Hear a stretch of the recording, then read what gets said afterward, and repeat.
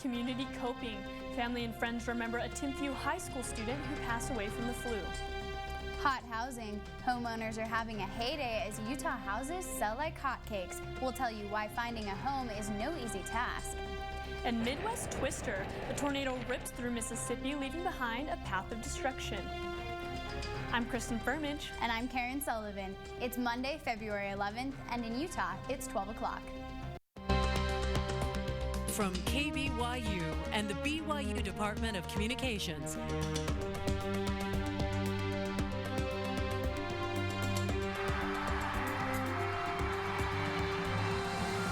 This is the award-winning 11 News at noon.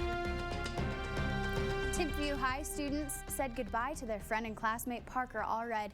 He suddenly got the flu and his death surprised everyone. 11 News reporter Allie Monson attended the funeral and shows us how friends will remember Parker.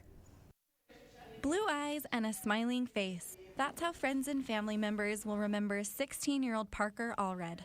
His death from the flu on February 2nd hit this community hard. Hundreds gathered together Saturday to celebrate the person Parker was. The illness that took his life so quickly reminded everyone how fragile life can really be. You really never know when anything like this is going to happen, and so it really was a large blow to everybody, even those who didn't know him, when we found out what had happened. Parker's football teammates came to the funeral dressed in their uniforms. They came and sang a musical number to support his family. Parker made a big impact on my life. He helped me try to be a better person, and I thank him for that a lot. Family and classmates reflected on the positive influence Parker always was on people who knew him.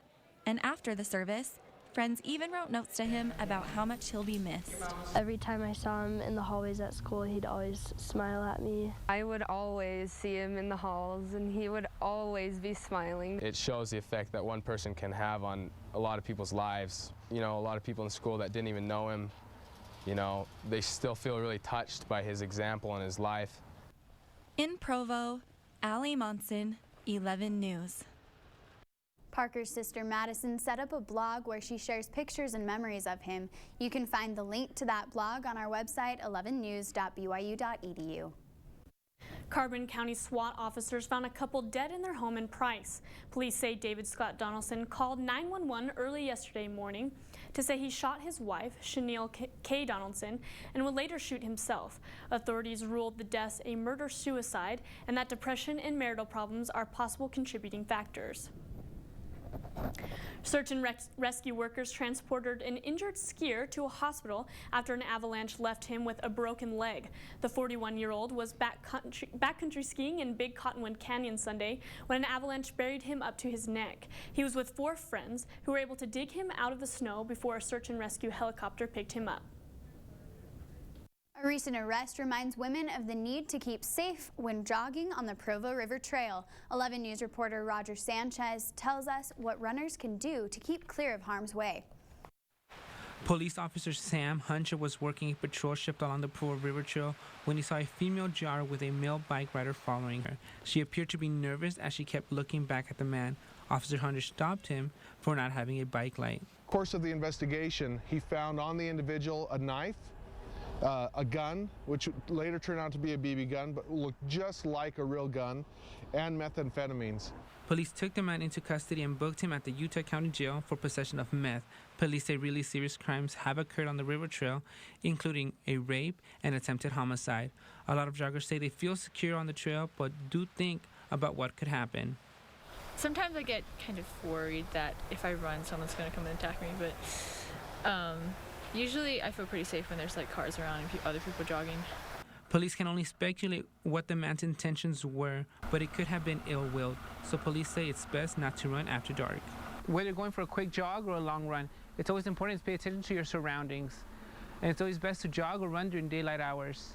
Tragedy sometimes strikes, so it's important to be safe. So when running at night, it's always best to do it with a friend. In Provo, Roger Sanchez, 11 News. Police say when wearing headphones, it's important to have your music low enough that you can still hear your surroundings and to run in areas of high. The FBI is getting involved in the investigation of former Utah Highway Patrol Corporal Lisa Steed. An FBI agent sent an email to a potential witness in Steed's civil rights case asking for details about an encounter with the officer. Steed is not yet charged with any crimes, but UHP fired her in November after rulings that she had lied on the witness stand. She is contesting the termination. First-time homebuyers in Utah County are facing a new dilemma, finding available homes to buy. 11 News reporter John Hansen explains why homes are in such short supply. If you're selling your home, realtors are saying the good news is houses are selling faster and faster. But if you're looking to buy a home, you better plan on being quicker than the next guy and hope that your offer comes out on top. Larry Keller is an expert at selling homes, a title earned by more than 27 years in the business. He has seen our market through its highs and lows and wasn't surprised when it crashed a few years ago. But the good news from him is things are starting to look up. It has been slower, but it's starting to pick up more. The rates have stayed low. They said they were going to keep them as low as they can. Utah Housing Tracker reports that the number of homes under contract rose 20% in January, but the increase in home sales has created a different problem. The number of available homes dropped to about 20,000, the lowest it's been in 6 years. Keller says the causes of the shortage are the excellent financing and low home prices. You're a little bit below 200 price range. You can still get an okay home for a decent price. And because of that, there's a lot of activity in that price range. The low interest rates aren't only motivating first-time buyers. Many who have higher interest mortgages are refinancing. Over the last 6 months, it's slowly been evaporating more, the number of homes that are available. But overall, you're just in a better position to buy because you're going to be paying about what you're paying in rent. Utah County Association of Realtors reports that home inventory is down to about 2,000 homes, and a number that continues to fall every month since May 2010. Karen and Kristen? 111 News at Noon returns. Major announcement, Pope Benedict XVI is doing something no pope has done in 6 centuries. And Culture Club found out what BYU's Polynesian students are doing to bring a piece of Hawaii all the way to Provo. Stay with us. Billions of Catholics are in shock today after Pope Benedict XVI announced he will resign at the end of the month. His papacy began in 2005 after the death of Pope John Paul II. Benedict is the first pope to resign in nearly 600 years. The leader of 1.2 billion Catholics says he made the decision because of his advanced age. The Vatican says there will be a new pope before Easter and that Benedict will not be involved in choosing a new pope or in guiding the church after February 28th.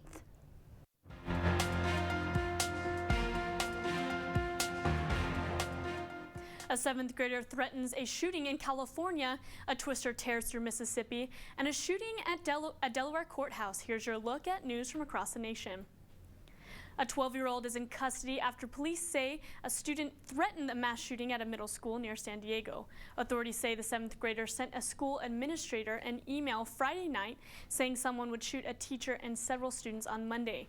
Police arrested the student at home and seized 5 rifles reportedly belonging to the parents. Thousands are cleaning up today after a tornado whipped through Hattiesburg, Mississippi. The twister tore through buildings, homes, and trees, but that didn't stop several people from pulling out their phones to get video. Emergency officials say there were no deaths they're aware of, but it injured more than a dozen people. And 3 people are dead after a shooting in a courthouse lobby this morning in Wilmington, Delaware.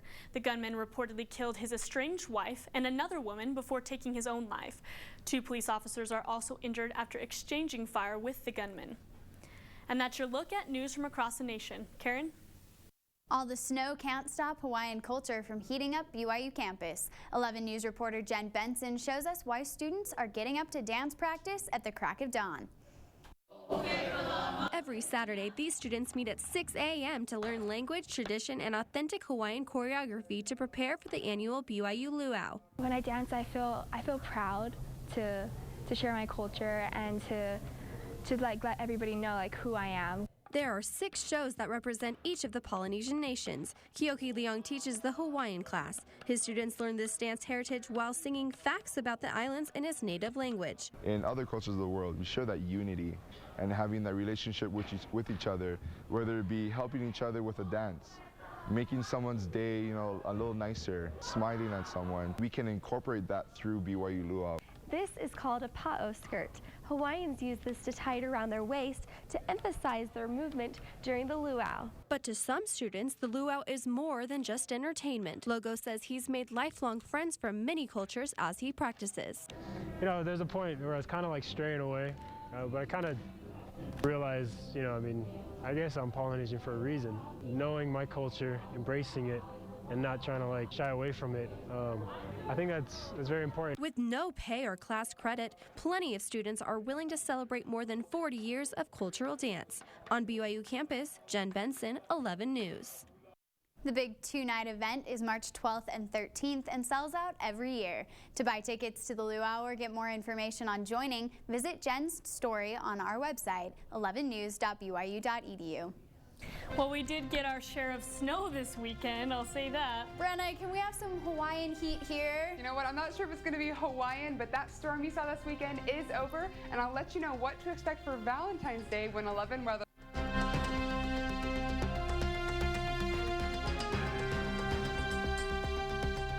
Well, the good news is that southern Utah Wasatch Front storm that hit us this weekend is officially moving out, and we'll see some clear skies and some drier conditions for the rest of the week. If you look outside right now, this is what the storm has left us with, this cool haze and fog thing that happened this morning with the sunrise.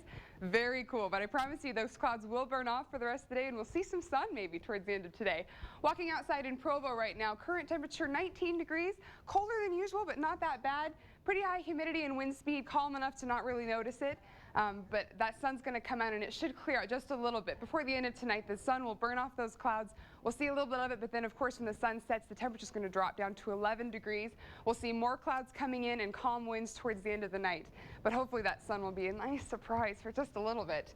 If you see the radar around Utah right now, the blue of course is where it's snowing, just a little bit. We had some flurries in Utah in Provo this morning, as well as some in Salt Lake along the northern Wasatch Front. But this really should burn off by the rest of the day, and we shouldn't see any more precipitation today or for the rest of the first part of next week. If we look at the highs around the state, we are colder than usual. The average this time of year is about 10 to 12 degrees higher than the highs we're seeing right now. We're barely breaking the 30s in the Wasatch Front. Provo and Salt Lake, you made it there with 31, 34 in Price, 37 in Moa, but the rest are all these 20s. The winter storm that hit this last weekend was in this Nephi Cedar City stretch. So that's why Cedar City is so low at 28, and 48 degrees was our high for St. George. They're a little cool and kind of breezy today. 48 degrees is the high. 26, that's pretty low for February for southern Utah. But they'll have a little bit of cloud cover and it's a little breezy, but then it should warm up slowly, very, very slowly for the rest of the week. We'll get into the 50s, and then actually by Friday and Saturday we should get close to the 60s in southern Utah. That sun's going to be nice and warm and will only help to just increase the warmth that's needed down there.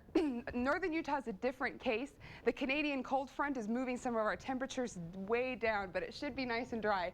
I put some snow on Monday because we did see some flurries this morning, but we shouldn't for the rest of the day. High of 31, low down in the teens. The rest of the week we'll see some sun, partly cloudy. Thursday, Valentine's Day, is the highest chance all week we have of snow. So if that's an excuse to cuddle up to someone, you're free to take it. Friday we'll finally see the sun and we'll see the temperatures warm up just a little bit. And hopefully by the weekend we'll see some more sun and maybe even some average for this time of year temperatures, which would be those upper 30s. February, it's always pretty cold. Just hold your breath, it's almost there. All right, thank you, Brenna. Well, Sean, we wore green today, as you can see, because we're a little excited for March and basketball. Well, after this last weekend, I don't know that there's much to be excited about. In fact, after this last weekend, I don't think anything went right for any of the teams in the state of Utah. And next on Sports, Cougar collapse. It's been a long week for BYU basketball, and it may have burst their NCAA bubble. And low notes. Were the Jazz singing the blues after hosting the Bulls and heading to Sacktown? You'll find out when sports is next. Stay tuned.